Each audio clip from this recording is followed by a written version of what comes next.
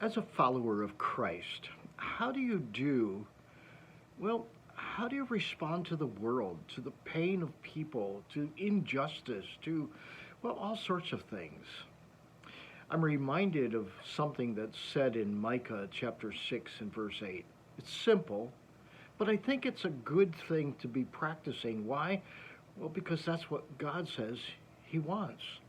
It says simply this: the Lord has already told you what is good, and this is what He requires: to do what is right, to love mercy, and to walk humbly with your God. Love mercy, walk humbly before your God, and do what's right.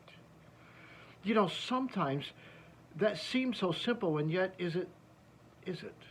Is it perplexed? Is it difficult to do?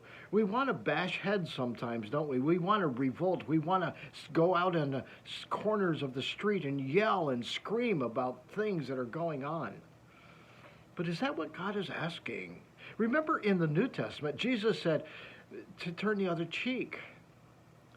He said to give someone your cloak, your jacket. He talked about a life that is so contrary to what we hear, and yet it's part of what He requires of us.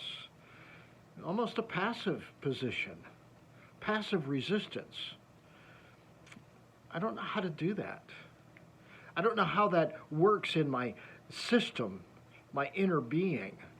It's not easy for me to do that. I don't think it's easy for any of us to do that. And yet Jesus, well, Jesus lived a life of passive resistance, of loving others, putting others before Himself, dying even for those who don't deserve it, you and I.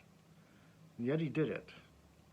I want you to think about that today as you go through your day and as you come into face to face with things that are, well, just wrong.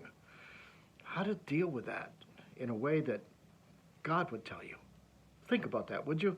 Hey, until next time, God bless.